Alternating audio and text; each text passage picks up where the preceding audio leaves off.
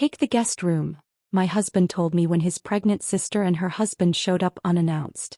Or move out. His sister even added with a grin, it's great if you're gone by the weekend. So I left. But just a few days later that smile vanished and panic took over. She's lying, Mom. Please tell me she's lying. Pack your things and take the guest room by tonight or just leave, it's your choice. My husband Julian delivered these words while spreading cream cheese on his morning bagel, as if he were commenting on the weather rather than ending our 7-year marriage. Behind him, his pregnant sister Gabriella stood in my kitchen doorway, one hand on her swollen belly, already measuring my granite countertops with her eyes. Actually, she added with a smile that belonged on a shark, it would be great if you're gone by the weekend. We need to start the nursery.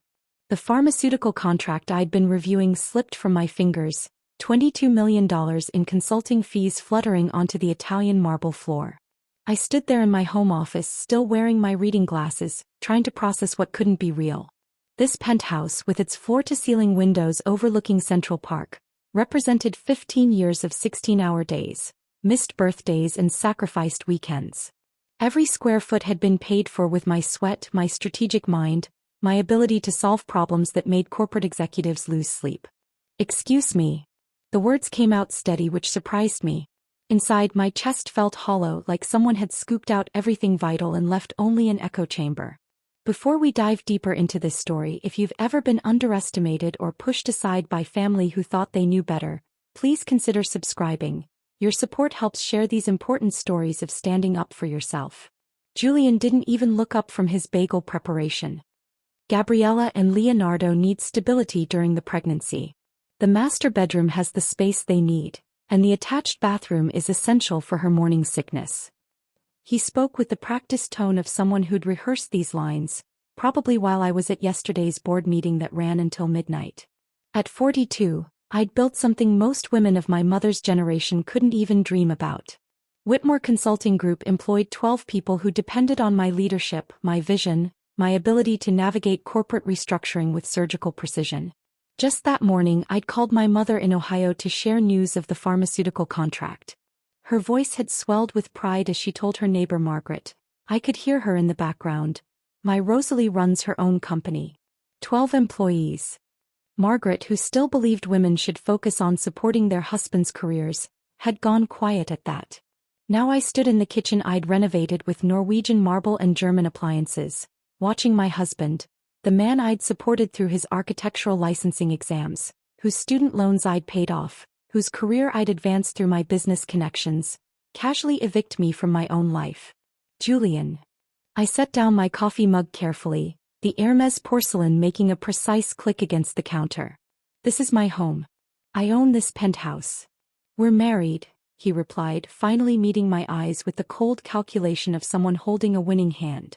That makes it our home. And family needs come first. Gabriella moved further into the kitchen, her fingers trailing along my custom cabinets. These will be perfect for baby food storage, she murmured to herself, already erasing me from the space. Her husband Leonardo appeared behind her, carrying 2 suitcases, his man bun catching the morning light. He gave me the kind of nod you'd give a hotel employee, polite but dismissive. I have the Henderson presentation at 3, I said, my voice sounding disconnected from my body. The entire board will be there. We're restructuring their entire Asian supply chain. Then you'd better get packing quickly, Gabriella chirped, her hand making those circular motions on her belly that pregnant women seemed programmed to perform. We need to set up before my doctor's appointment at 2. The absurdity of it crashed over me. This morning I'd woken up as Rosalie Whitmore, CEO, owner of a $5 million penthouse. A woman featured in last month's Forbes article about female entrepreneurs disrupting traditional consulting models. Now I was being instructed to pack my belongings like a college student being kicked out of a dorm. Julian had returned to his breakfast preparation, adding sliced tomatoes with the concentration of a surgeon. This was the same man who'd stood at our wedding altar, promising to honor and cherish, who'd celebrated with champagne when I'd landed my first $1 million client, who'd made love to me in this very kitchen just last week.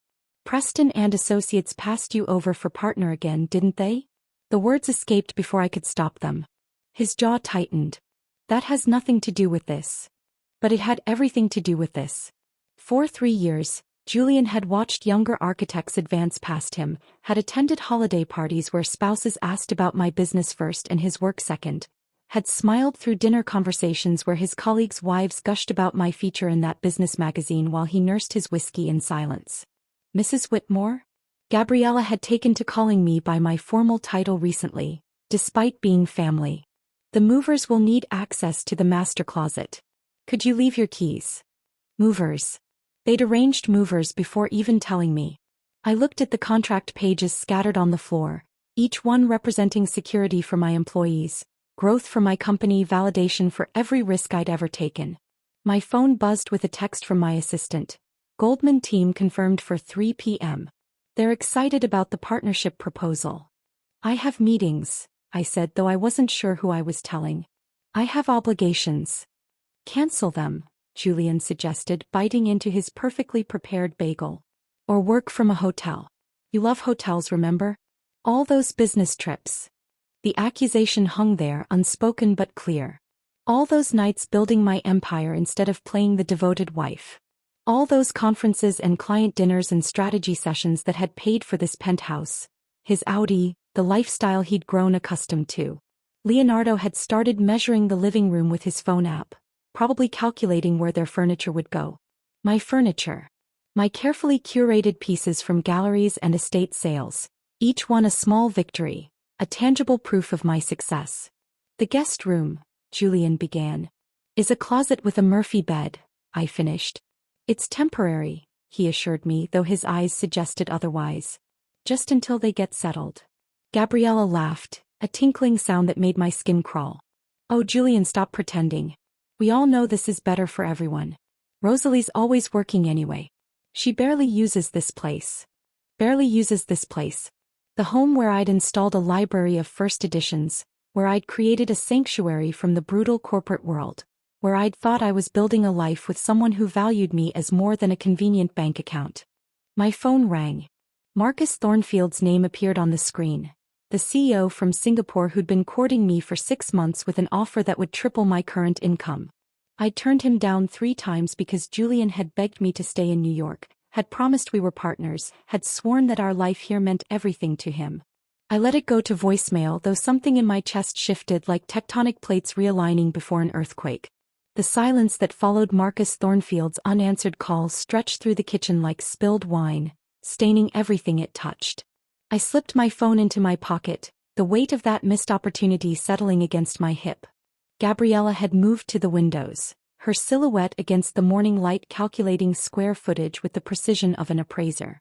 Leonardo, come look at this view, she called to her husband who was still dragging luggage through my foyer. We could put the baby's playpen right here where the morning sun hits. My coffee maker, the one I'd imported from Italy after closing my first major deal, caught her attention next. She ran her fingers along its chrome surface with the possessiveness of someone who'd already claimed ownership. The machine that had powered my early mornings, my late-night strategy sessions, my small ritual of control in chaotic days, reduced to another item in her mental inventory. Leonardo finally emerged fully into view, and I noticed he was wearing one of those linen shirts that screamed, "I'm creative and unconventional," but really just meant, "I refuse to work in an office." His hair was pulled into that ridiculous bun, and he carried himself with the unearned confidence of someone who'd never actually built anything from scratch. "This space has incredible potential," he announced as if his assessment mattered. "Once we optimize the feng shui and create proper energy flow, it'll be perfect for raising a conscious child." A conscious child. In my penthouse. That I'd purchased with money earned from solving problems for Fortune 500 companies while Leonardo was probably attending drum circles and calling it networking. "The movers will be here at noon," Gabriella said, not to me but to Julian, as if I'd already ceased to exist in my own home. "I've arranged for them to set up the nursery furniture in the master bedroom immediately." Nursery furniture? My voice cracked slightly. "You've already bought nursery furniture?" She turned to me with that patient expression people use with slow children or difficult employees. "We've been planning this for months, Rosalie." "Julian didn't tell you?" "Months." The word hit me in the chest, a physical sensation that made me reach for the counter to steady myself. I looked at Julian, searching his face for denial, for surprise, for anything that would suggest this wasn't the betrayal it appeared to be. But he was suddenly fascinated by the coffee grounds in the sink, scrubbing at them with the concentration of someone performing surgery. "How many months?" I asked, though I wasn't sure I wanted the answer. "Since we found out about the pregnancy," Leonardo supplied helpfully, apparently immune to the tension crackling through the room. "7 months ago." Gabriella wanted everything perfect before announcing the move. 7 months of secret planning. 7 months of my husband plotting with his sister while sleeping beside me each night. 7 months of lies wrapped in regular mornings, ordinary dinners, and routine I love yous that meant nothing. "Show me the guest room," I heard myself say, though the words felt foreign in my mouth. They actually smiled, all 3 of them, as if I'd finally come to my senses. Gabriella led the way with the confidence of a tour guide, her designer flats clicking against my hardwood floors. Julian followed, still avoiding my eyes, while Leonardo brought up the rear, typing on his phone with the urgency of someone with actual responsibilities. The walk down my hallway felt like a funeral procession. We passed my home office, where the pharmaceutical contract still lay scattered on the floor. We passed the library I'd converted from a spare bedroom, filled with first editions and signed copies from authors I'd met at various events. We passed the bathroom I'd renovated with a Japanese soaking tub, my one indulgence after a particularly brutal year of building the business. "Here we are," Gabriella announced, pushing open the door to what had once been our storage room. The space was maybe 8 by 10 feet, dominated by a Murphy bed that looked like it hadn't been opened in years. The single window faced the building's HVAC system, a view of industrial gray machinery and piping. The carpet, God, I'd forgotten there was carpet in here, was a beige that had probably been installed when the building was constructed in the 80s. The smell hit me immediately: dust, old paint, and something else, something like defeat. "It's perfect for your needs," Gabriella said, and I wanted to ask her how she could possibly know what my needs were. "Minimal distractions for all that work you do." Leonardo poked his head in, assessed the space, and nodded approvingly. "Very zen. You could really create a meditation practice in here." A meditation practice. In a room that smelled like abandoned dreams and looked like a prison cell with better lighting. "The bathroom is down the hall," Julian finally spoke, his voice carefully neutral. "You'll share it with guests when we have them." When we have them. Already speaking in terms that excluded me from the hosting, from the very concept of this being my home. "Where will I put my clothes?" I asked, noting the absence of a closet. "There's a wardrobe in the basement storage," Gabriella offered brightly. "We could have it brought up. Very vintage, very authentic." I stood in the doorway of that pathetic room, my body blocking their exit, and felt something fundamental snap inside me. Not break. Breaking implied damage, weakness. This was more like a rope being cut, a tether being severed.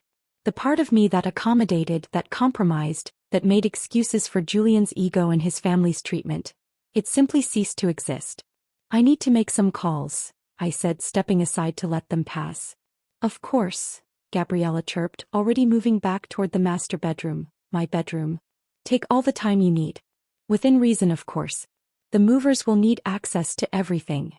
Julian lingered for a moment, perhaps sensing the shift in me, the absence of the wife who would normally argue, negotiate, try to find middle ground. But when I met his eyes, really looked at him for the first time since this ambush began, he flinched and hurried after his sister. I stood alone in that cramped room, listening to their voices drift from the other end of the penthouse. Gabriella was describing where the crib would go, how they'd need to baby-proof the windows, how the walk-in closet would be perfect for all the baby supplies. My walk-in closet, where my clothes hung in color-coded rows, where my shoes lined custom shelves, where I'd installed a full-length mirror that had cost more than most people's monthly rent. My phone buzzed. An email from my assistant about the afternoon presentation. Another from Goldman Sachs confirming our meeting. A text from my mother asking how my morning was going. The normal world continuing its rotation while mine had stopped, reversed, begun spinning in an entirely different direction. I walked to that pathetic window, looked out at the HVAC machinery, and made a decision. Not the emotional, reactive decision they probably expected. Not the tearful acceptance they'd choreographed. Something else entirely. Something that would require the same strategic thinking I applied to corporate restructuring, except this time I'd be restructuring my entire life. The sound of furniture being moved echoed from the master bedroom. My furniture. My life. Being rearranged to accommodate people who saw me as an inconvenience in my own home. I pulled out my phone and scrolled to Marcus Thornfield's contact. My finger hovered over the call button as Gabriella's laughter drifted down the hallway, bright, confident, victorious. The laugh of someone who believed she'd won, who couldn't imagine that evicting me might be the greatest mistake of her entitled life.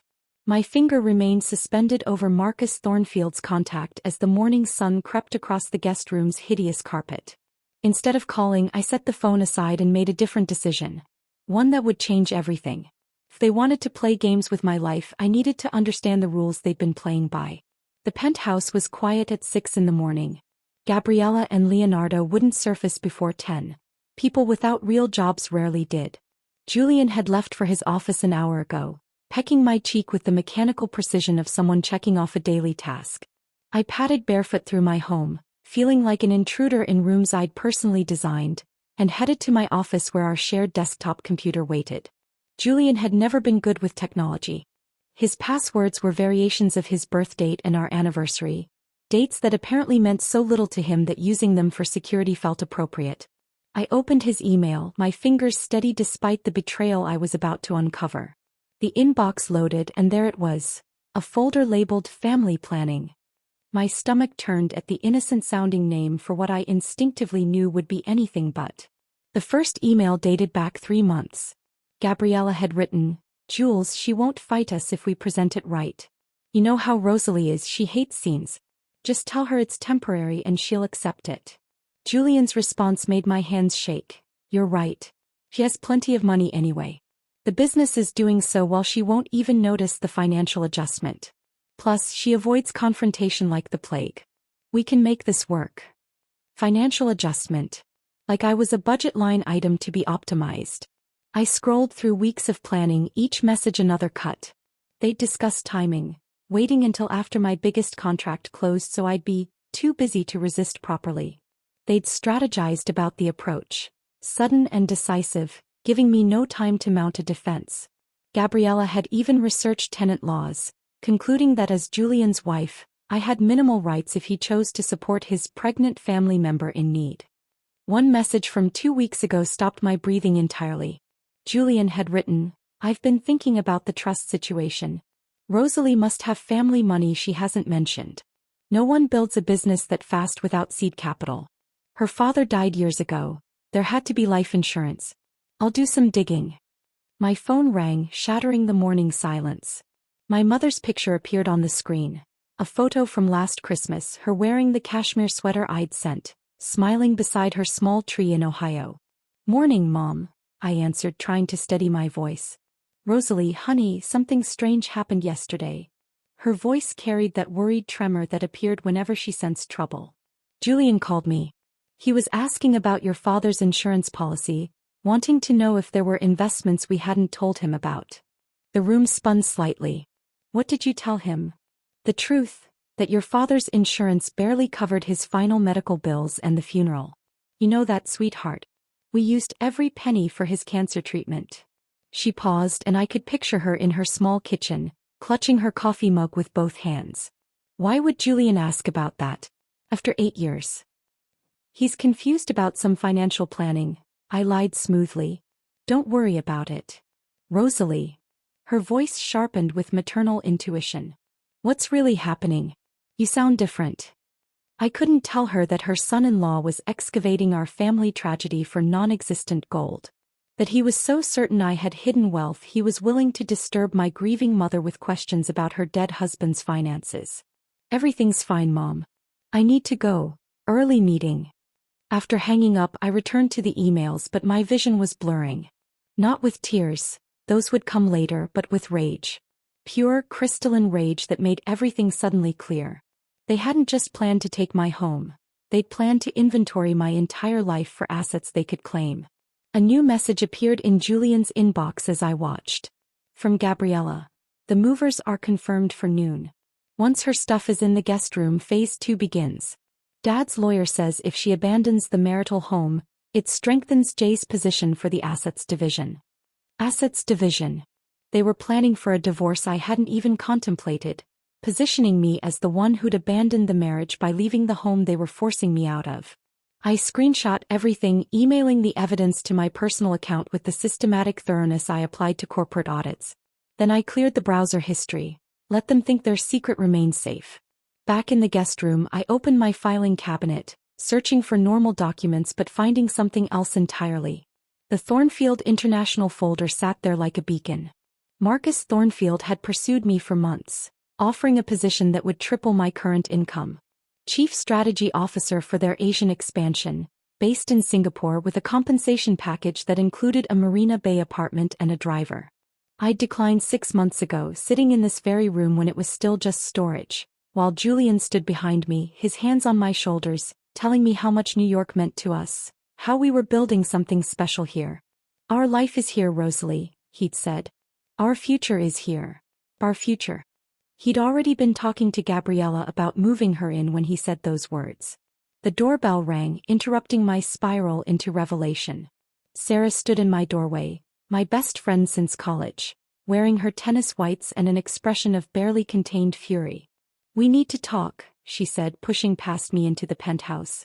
She froze, seeing Leonardo's meditation mat in my living room, Gabriella's pregnancy books scattered on my coffee table. By God, it's true. What's true? I already knew. Sarah had connections everywhere. The country club, the charity boards, the invisible network of information that flowed through Manhattan's upper echelons. I was at the club yesterday. Gabriella was holding court at the juice bar, telling anyone who'd listen how she'd finally put that career woman in her place. Sarah's hands clenched around her tennis racket. She said Julian deserved better than a wife who thought she was so important. Said you were jealous of her pregnancy and that's why you had to be removed. Like a stain or an inconvenience. There's more, Sarah continued, her voice dropping. She's been planning this since she got pregnant. 7 months, Rosalie. She told her book club you'd probably try to claim mental instability from work stress, so they needed to act fast before you had a breakdown that would complicate things. I sank onto the Murphy bed, which groaned under even my slight weight. They'd pathologized my success, weaponized my work ethic and transformed my achievements into evidence of instability. The precision of their character assassination was almost admirable. "What are you going to do?" Sarah asked, sitting beside me. I looked at the Thornfield folder, then at my phone where the screenshots waited like loaded weapons. "I'm going to give them exactly what they want," I said. "And then I'm going to disappear with everything they never knew they needed." Sarah squeezed my hand before leaving, her parting words echoing in the guest room. "Whatever you're planning, be careful. And if you need anything, money, a place to stay, an alibi, just call." After she left, I sat in that cramped space for exactly 5 minutes, allowing myself that small window of stillness before transforming into someone Gabriella and Julian had never met. A strategist who understood that revenge required the same meticulous planning as any corporate takeover. That afternoon, while Gabriella hosted her prenatal yoga instructor in my living room and Leonardo conducted what he called a creative visioning session on my balcony, I slipped out with my laptop bag and a story about an emergency client meeting. The lie came easily. After all, I'd been trained by experts in deception. My first stop was a coffee shop 20 blocks away where no one from Julian's circle would venture. I opened my laptop and began creating what I would later think of as my war documents. Every receipt, every invoice, every bank statement from the last 7 years materialized from my cloud storage. The kitchen renovation alone had cost $32,000. Italian marble countertops, German appliances, custom cabinets that Gabriella was now filling with her organic pregnancy supplements. The documentation was overwhelming in my favor. The custom furniture from the Chelsea showroom. Mine. The smart home system that Julian could never figure out how to operate. Installed with my bonus from the Morrison account. Even the art on the walls. Pieces I'd carefully collected from emerging artists who were now established names. All purchased with my money, all traceable through my business credit card. My phone buzzed. Marcus Thornfield's assistant, a wonderfully efficient woman named Patricia, spoke with the kind of clarity that made complex things simple. "Ms. Whitmore, Mr. Thornfield wanted me to confirm your acceptance of the position. The contract is ready for your signature, and we can arrange for the relocation team to begin immediately." "How immediately?" I asked, watching a couple at the next table share a dessert, blissfully unaware that marriages could detonate without warning. We could have you in Singapore within 2 weeks. The apartment is already vacant and furnished. Your signing bonus of $200,000 would be deposited upon contract execution. $200,000. Enough to start fresh without looking back, without begging, without compromising. Send the contract, I heard myself say. I'll sign it today. After ending the call, I sat in my car in the parking garage, staring at the concrete wall in front of me. This building where Julian and I had lived for 5 years suddenly felt like a tomb I'd been buried in alive. But now I could see daylight, could feel the dirt shifting above me as I clawed my way out.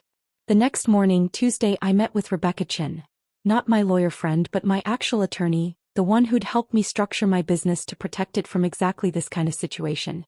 Her office smelled of leather chairs and old money, the kind of place where devastating life changes were discussed in measured tones. The penthouse lease is in your name only, she confirmed, studying the documents I'd brought. Julian insisted on that, didn't he? To protect his assets from your business liability. She smiled, the expression sharp as a blade. Ironic how that works out. You can terminate the lease with 60 days' notice, or transfer it to him if he qualifies financially. Based on what you've shown me about his income, he doesn't. Wednesday's mission was the money. I arrived at Chase Bank at 9 in the morning sharp, where my personal banker Thomas had been managing my accounts for 6 years. The joint account held exactly $3,043, groceries and utilities money. Everything else, the real money, sat in my business accounts that Julian couldn't touch. I need to close the joint account and remove Julian as a beneficiary from everything else, I told Thomas, who didn't even blink. In his line of work, he'd probably seen every version of marital destruction. Will you be needing new cards? He asked, fingers already flying across his keyboard. Everything new. New numbers, new passwords, new everything. The credit cards Julian carried.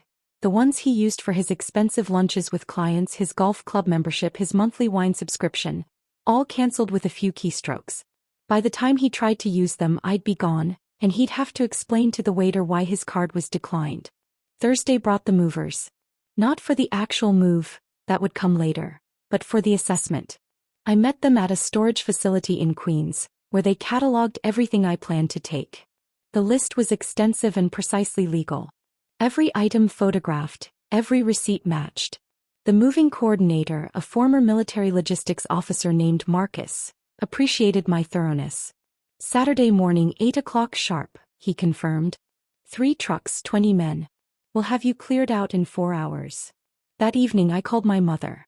She answered on the first ring as if she'd been waiting by the phone. The conversation I dreaded turned into something else entirely. I'm leaving Julian, I said simply. Finally, she exhaled, and I could hear years of bitten tongues in that single word. That man never deserved you. Your father never liked him, said he had weak handshake energy. Mom, I'm moving to Singapore. Silence stretched between Ohio and New York. Then, how soon? 2 weeks. I'll overnight you something, she said, and I could hear her moving through her house, opening drawers. Your grandmother's pearls. She wore them when she left your grandfather. Did I ever tell you that story? Left him in 1952 when she caught him with his secretary. Took those pearls and her children and never looked back. Friday morning the package arrived. The pearls lay in their velvet box like drops of moonlight, accompanied by a note in my mother's careful cursive. Were these in Singapore? New beginnings deserve old blessings. P.S. Your father left something else. Check the bottom of the box. Beneath the velvet lining was a slim envelope. Inside, a cashier's check for $50,000 and another note. Your dad's secret account. He always said it was for when you finally decided to fly. Consider this his permission to soar. My father, dead 8 years, still protecting me. The tears came then, silent and steady, as I sat in that horrible guest room clutching pearls worn by women who'd refused to shrink themselves for anyone's comfort. I wiped my tears with the back of my hand, carefully placing the pearls back in their velvet box.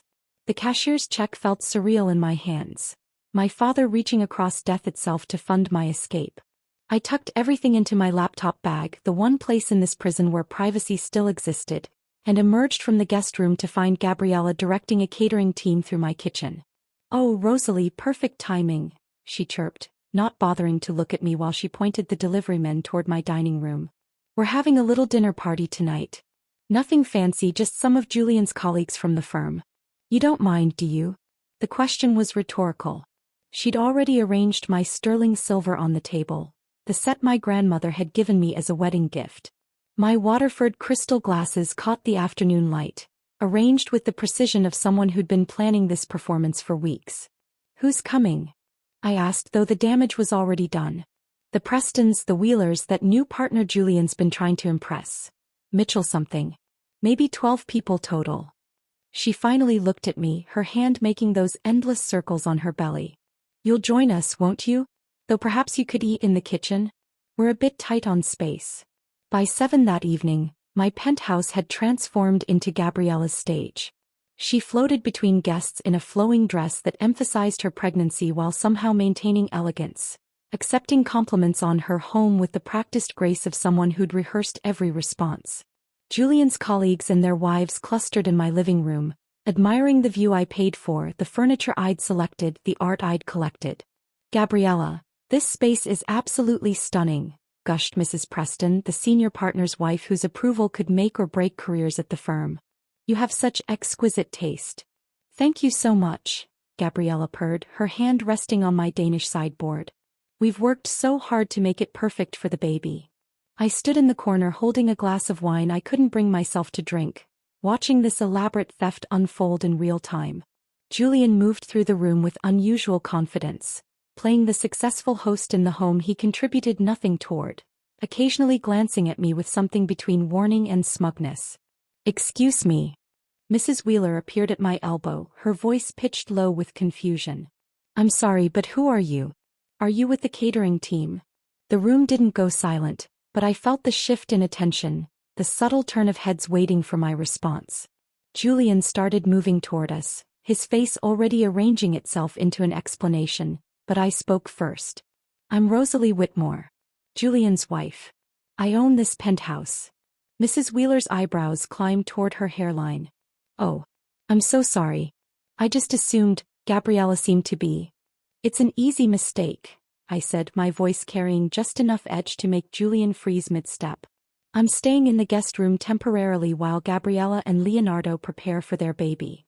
The confusion rippling through the room was almost worth the humiliation. Almost. Mrs. Preston's sharp eyes moved between Gabriella, Julian, and me, calculating social dynamics with the precision of someone who'd navigated Manhattan society for decades. "How generous of you," she finally said, though her tone suggested she found it something else entirely. Gabriella swooped in then, all gracious smiles and deflection. "Rosalie's been so accommodating. She works such long hours anyway, the guest room is really more practical for her schedule." The evening deteriorated from there. I retreated to the kitchen under the pretense of checking on the caterers, but really to escape the suffocating performance of my own erasure. That's where Leonardo found me an hour later, wine flushing his cheeks and loosening his already minimal filter. "You know, you're really lucky," he slurred, leaning against my refrigerator with the confidence of someone who'd never been told he was unwelcome. "Gabriella wanted you gone completely. Day 1. Out on the street." "How fortunate for me," I managed, watching him sway slightly. "But Julian, smart man, he said no, no, no." Leonardo wagged his finger for emphasis. "He said we need her rent money for a few more weeks. Just until the next bonus cycle. Then," he made a gesture like tossing garbage, "then you can go." The words landed exactly as intended, not like a revelation but like confirmation of what I'd already suspected. I wasn't just being replaced, I was being financially drained first, squeezed for every last dollar before being discarded. "Interesting," I said, filing this confession away with all the other evidence I'd been collecting. Leonardo grabbed an open bottle of wine from the counter, a $200 Bordeaux I'd been saving for something special, and poured himself another glass. "Gabriella's got it all figured out. Always has. Even before." He stopped himself, suddenly aware he might be saying too much. "Before what?" I prompted, but he was already shuffling back toward the party, muttering about finding his wife. The rest of the evening passed in a blur of forced smiles and strategic avoidance. I watched Gabriella hold court in my living room, watched Julian accept congratulations on his beautiful home, watched my life being rewritten in real time with me cast as barely a footnote. Then at precisely 10:30 Gabriella's hand flew to her stomach. "Oh," she gasped, loud enough to halt conversations. "Oh no. Julian, something's wrong." The performance was magnificent. Julian rushed to her side, guests parted like the Red Sea, and within minutes they were heading for the door, Gabriella leaning heavily on her brother while insisting she didn't want to worry anyone. "Rosalie will handle cleanup," Julian called over his shoulder. "Won't you, darling?" The door closed on their manufactured emergency, leaving me with Leonardo, 12 confused guests, and the wreckage of a dinner party I hadn't thrown. Mrs. Preston lingered, her keen eyes taking in the scene with the clarity of someone who'd witnessed plenty of marital disasters. "Interesting evening," she said carefully, then leaned closer. "I knew your father, you know. Before he passed. He would not have tolerated this." She left before I could respond, but her words stayed as I spent the next 2 hours cleaning up. Leonardo sprawled on my sofa asking periodically if I could bring him water or perhaps something to eat. The cramps, I knew, would miraculously resolve the moment Julian confirmed I'd handled everything. At 2 in the morning my phone buzzed. Sarah had sent a series of screenshots that made my blood turn to ice. Gabriella's private Instagram, the one she thought was secure, told a different story than the one they'd been selling. Posts from months ago showed my penthouse. "Cannot wait to raise our baby here," dated 2 weeks before she'd announced her pregnancy to Julian. "Planning the nursery in our new home from 6 weeks ago. So grateful everything is falling into place from 3 months back." This wasn't opportunistic. This was premeditated, calculated, executed with the precision of a heist. And I'd been marked from the beginning. I stared at Sarah's screenshots until my eyes burned, the timestamp showing 2:47 a.m. Leonardo was now snoring on my sofa, his empty wine glass tipped sideways on my coffee table, leaving a ring that would normally have sent me scrambling for a coaster. Instead, I left it there, a small rebellion, and walked to my bedroom window. The city sparkled below, indifferent to the quiet devastation of marriages, and I made my final decision. Saturday would be my Independence Day. I barely slept, running through logistics in my mind with the precision I usually reserved for multimillion-dollar mergers. At 5 a.m. I rose, showered in the guest bathroom with its inconsistent water pressure, and dressed carefully. Black slacks, white silk blouse, and around my neck my grandmother's pearls. The outfit of someone conducting serious business. By 7:45 a.m. I stood in the lobby, watching through the glass doors as 3 large trucks turned onto our street. The doorman, Robert, who'd witnessed 7 years of my marriage, gave me a knowing nod. "Big day, Mrs. Whitmore?" "The biggest, Robert. And it's Ms. Whitmore now." At exactly 8 a.m., 20 movers flooded through the entrance with the coordinated precision of a military operation. Marcus, the lead coordinator, approached with his clipboard and a team of professionals who knew exactly what they were doing. I'd provided floor plans, photographs, and itemized lists. Every piece tagged with colored dots, green for take, red for leave. The red items were few: Julian's gaming chair, the Murphy bed, and a lamp Gabriella had brought from her old apartment. "We'll start with the large furniture," Marcus confirmed. "Work our way down to boxes. 3 hours, maybe 4. "Perfect." I handed him an envelope. "Coffee and pastries are in the truck outside for your team. They'll need the energy." The elevator began its steady rhythm. Up empty, down full. My sectional sofa went first, the one I'd special ordered from Italy after landing the Morrison account. Then the dining table where just hours ago Gabriella had held court with Julian's colleagues. Each piece that disappeared felt like removing a tumor, necessary and overdue. The noise finally penetrated the Saturday morning stillness.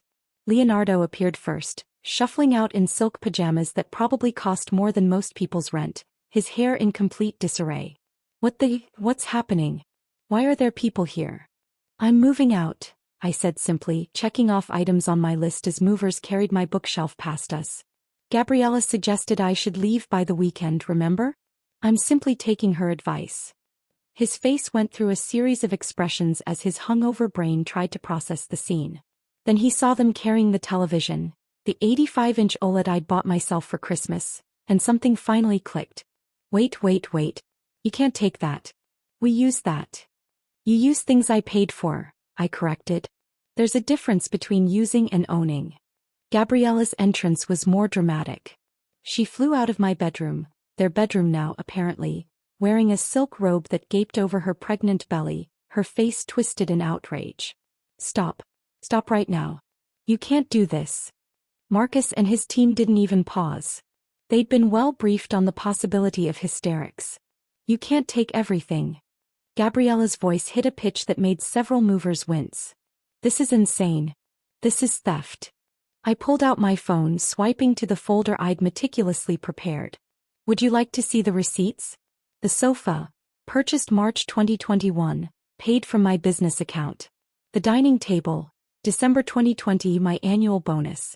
The kitchen appliances, I looked up at her with the sweetest smile I could manage. All mine. Every single piece. But we live here, she sputtered, watching as movers wrapped my artwork in protective blankets. You live in a space I'm no longer paying for, I clarified. How you choose to furnish it is your concern. Julian emerged last, and the sight of him almost made me laugh. His hair stood at strange angles, yesterday's shirt incorrectly buttoned, his face puffy from wine and sleep. He took in the scene, the empty living room, the bare walls, his sister near tears, and his expression cycled through confusion, comprehension, and finally panic. Rosalie, we need to talk about this. We needed to talk before you ambushed me with your sister's invasion. That window has closed. Let's be reasonable, he said, the phrase he always used when he wanted me to capitulate. This is extreme. Extreme. I watched as movers carried our bed frame past us. The California King, where he'd made promises he'd never intended to keep. Extreme was suggesting I move to the guest room. This is just practical. Where are we supposed to sleep? He actually sounded bewildered, as if furniture appeared magically without someone purchasing it. That sounds like a you problem, Julian. Perhaps Leonardo's creative consulting can manifest a solution. Gabriella had moved to tears now, her hand pressed to her belly in that protective gesture that had worked so many times before. How can you do this to a pregnant woman? To your family? Family. The word tasted bitter. Family doesn't exile family to storage rooms. Family doesn't plan secret coups for 7 months.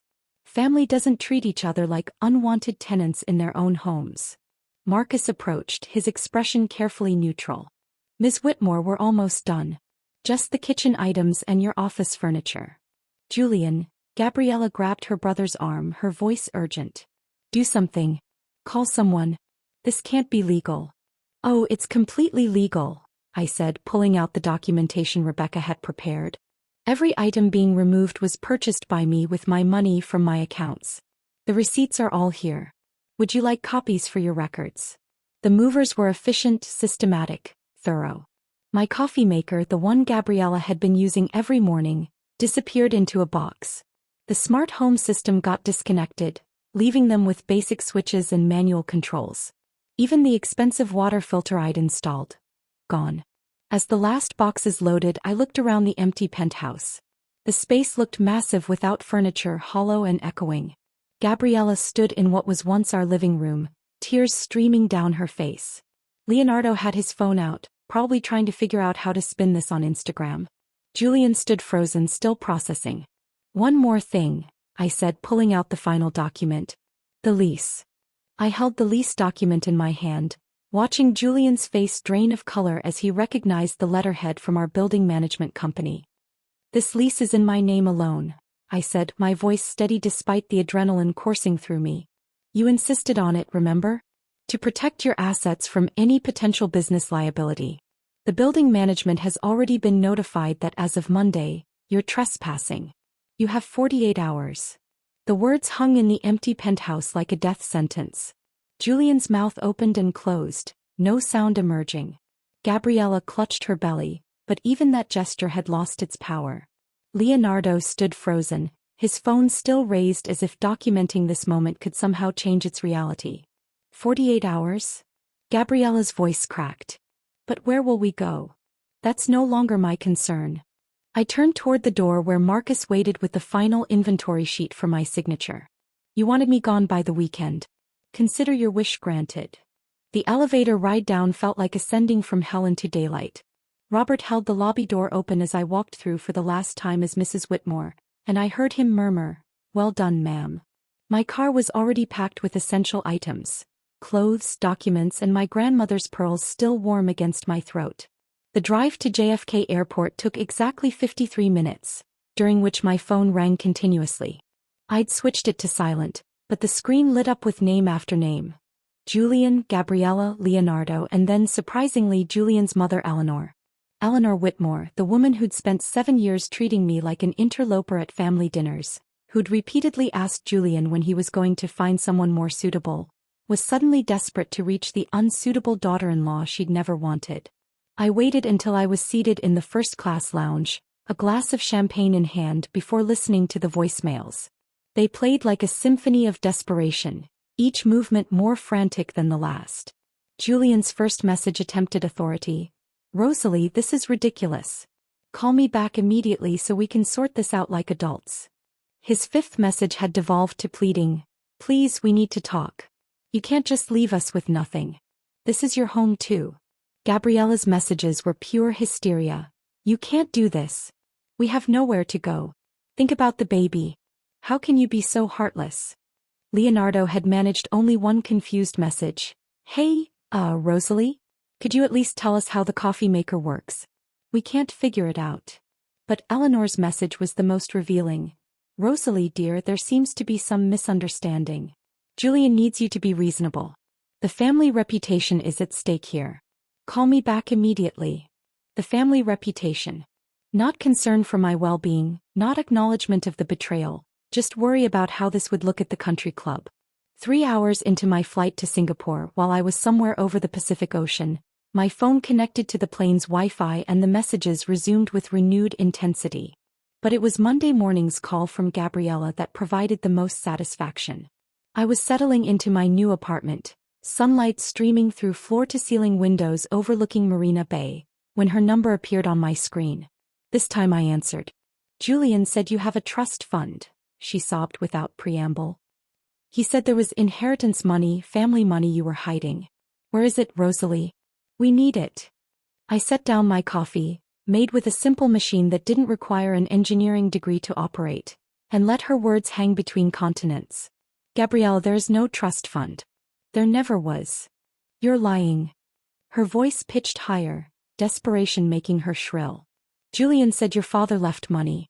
He said you had investments, hidden accounts." "My father left medical bills and a $50,000 life insurance policy that barely covered his final expenses," I said calmly. "Every penny you've been living on, every piece of furniture you've been using, every luxury you've enjoyed, it all came from my consulting firm. The business Julian called my little hobby, at dinner parties." Silence. Then, "But Julian promised, he said once you were gone we'd have access to money that never existed," I finished. "He lied to you, Gabriella. Or maybe he lied to himself so thoroughly he believed it. Either way, you've been conned by your own brother." The sound she made wasn't quite crying, wasn't quite screaming, something primal and defeated. "We have nothing. We have nowhere to go. The landlord locked us out this morning. Julian's credit cards don't work.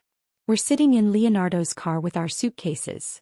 "That sounds difficult," I said, surprising myself with the absence of satisfaction I'd expected to feel.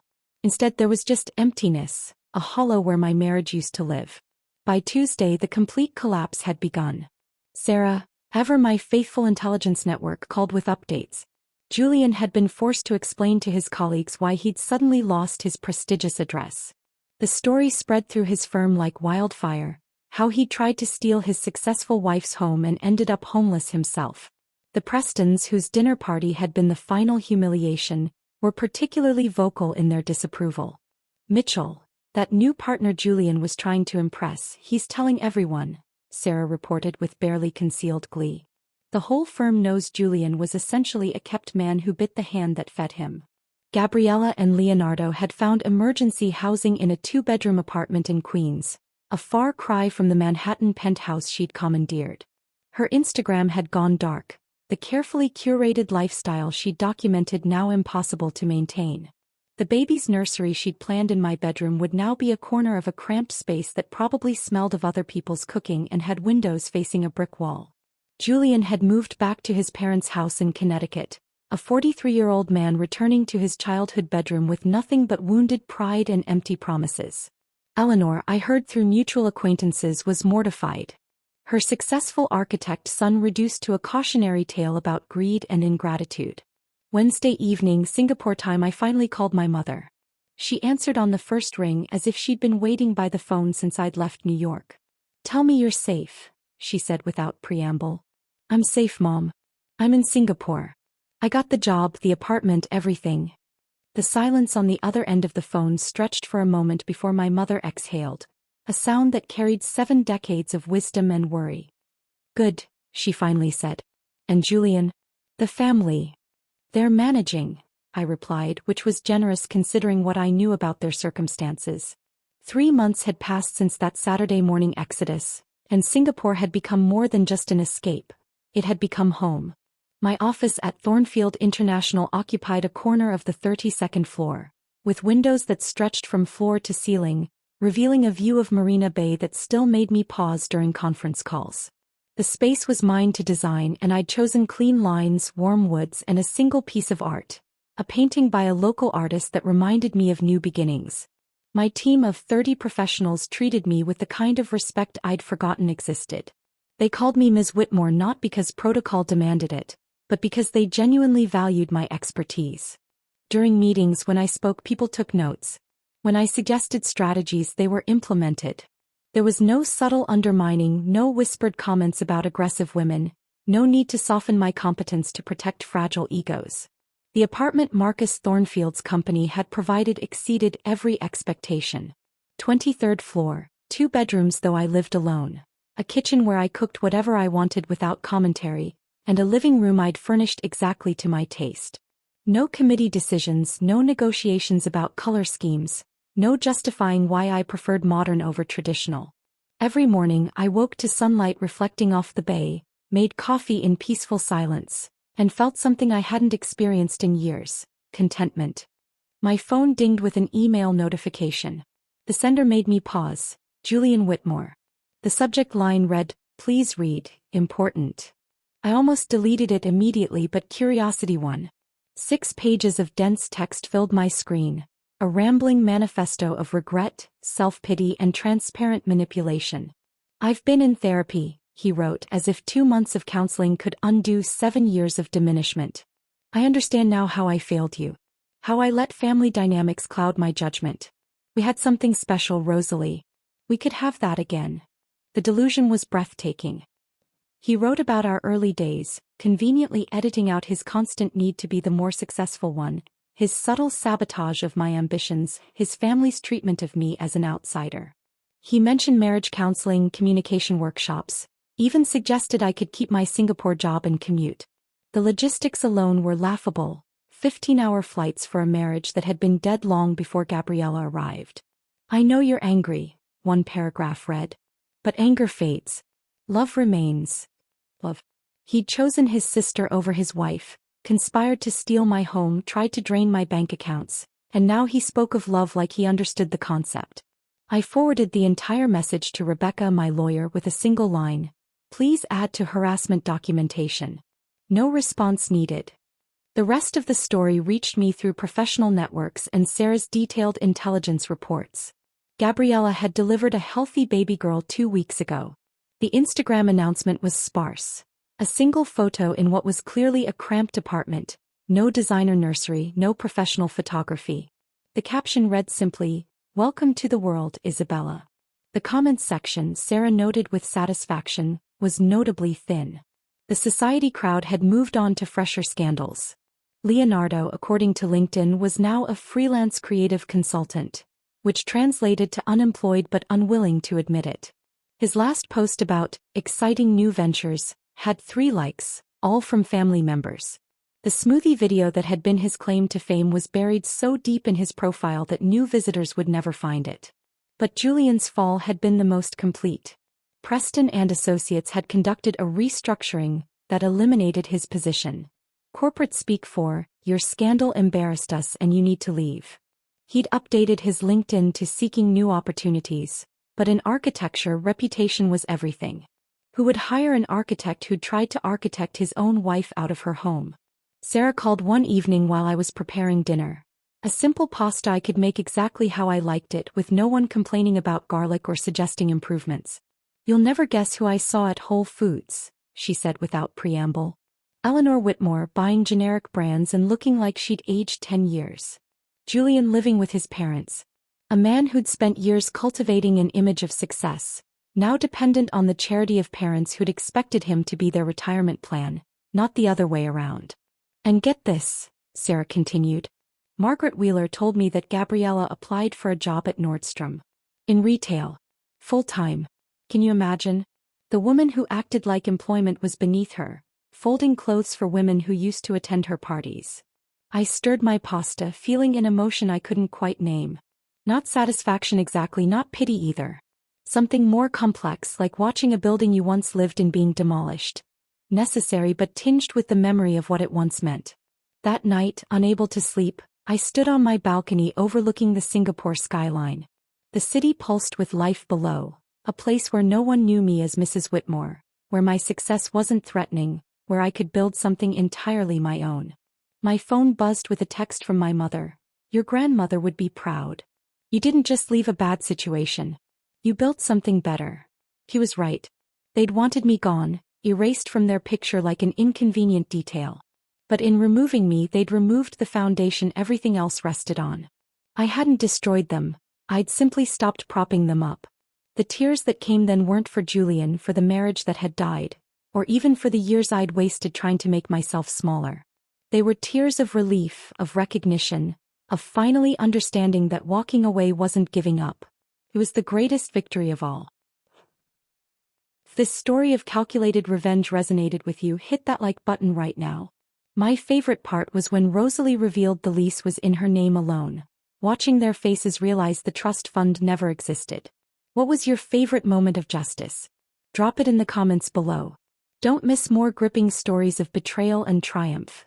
Subscribe and hit that notification bell so you never miss an upload.